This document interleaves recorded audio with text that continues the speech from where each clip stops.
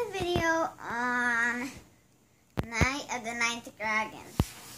Alright, and this part 2 of Night of the Ninth Dragon, where I'm pretty sure we did part 1 already.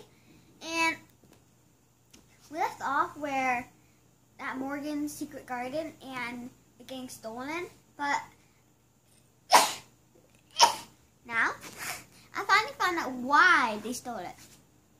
You know, all the others, they should have stolen that. Like, they're all marble, metal, and all that stuff. They should have stolen that one, but I know why they stole the Night Dragon statue. It's because I finally found out, I read the entire book, found out that the Night statue was actually made out of gold. So,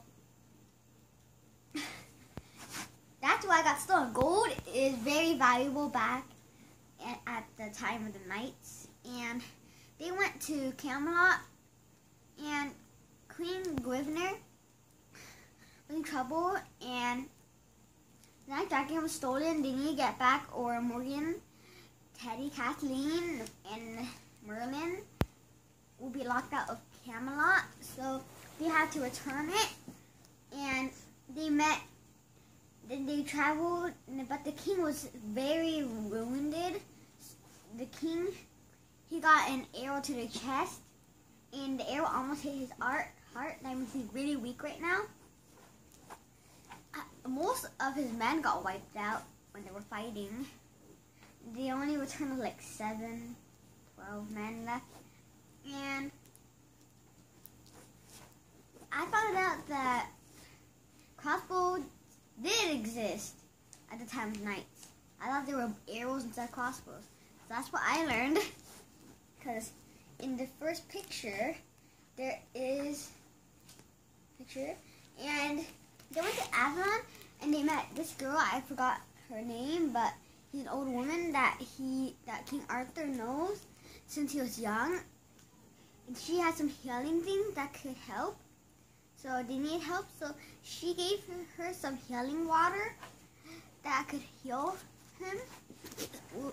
So when he gets injured sometimes, he can take it. And finally, they got a carriage, and then they try to travel all the way over to the enemy's base and try to get the Night Dragon back. And they surprisingly found it, but I have to skip way over there yet. First they went, keep on going. They wore some type of cloak, so they look like a poor family going on a road trip, going along. So when the enemy see them, they think they're just a poor family going along, riding along a road trip where they would not want to attack it. That'd be a little rude. But they attacked the base because there's gold. That is very tempting to not take. And this book is very exciting because there's so much things to say if you do a video on this. And one day, they came across some enemies, and they brought Oki. Oki is a dog that they have. It's not Teddy, like back there. There's like Teddy. Teddy put a spell on himself, so he turned himself into a dog. But it's a different dog that they bought out of the pet store. And now there were troopers walking, or guards walking around, and then Oki was causing trouble. He kept on barking at them.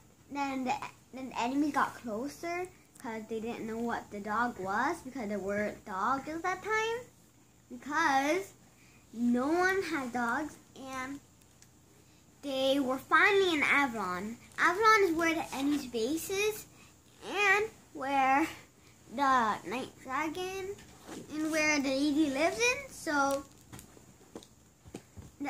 they traveled there, and the enemies got closer, and and then Annie they got closer until they finally met in person. And then Annie tried to make an excuse. She said, we're sick. And he said, what type of sick? And the guard said, what type of sickness?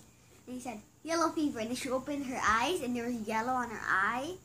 Yellow fever is a contagious disease that there's no cure for. That means they have a yellow, their eyes turn yellow, and it could be contagious. So, but this surprised how she got that yellow thing. And after that, they scared the guards away because since it's contagious, they don't want to get sick because it could kill you. So they ran away. They got scared. A little girl just scared away a whole pack of guards that defeated King Arthur. Well, and then Jack was like, "How did you got that yellow thing on your eye?" And you're like, "Are you really sick?" And she said, "No." And then she pulled out a highlighter or a yellow marker, and he's like, "Oh, it's because she used the yellow marker to make her eye look like it's yellow, like the yellow fever." So they scared the guards away, and they kept on going. Then they finally reached the river, and then Oki started barking. He went under a little cave thing that is so short that Annie and Jack tried to follow, but they had to like crawl, and they're scraping their head, kind of. And then they grabbed Oki, they put him in the bag, and after that they went. That was under a waterfall. So, and then they felt something shiny, heavy, big, and hard. And then when they brought it out, they tried to bring it out. And then, surprisingly, it was the knight statue. But the knight statue is only like this tall.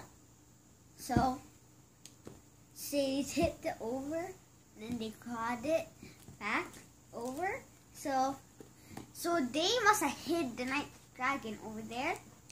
And then Merlin and Morgan, then they finally got it, but I forgot. Then when they came out, Queen Guinevere looked depressed, so they were like, "What happened?" And then she said, "King Arthur is dying." Well, King Arthur is a real person. King Arthur, he is a myth. He isn't real, but sometimes people think he's real, sometimes people don't think he's real. And it's really hard to tell. Well, this book is about a myth, and Night Dragon came to life, and then he finally turned back, and this is how it looked like. Terrifying.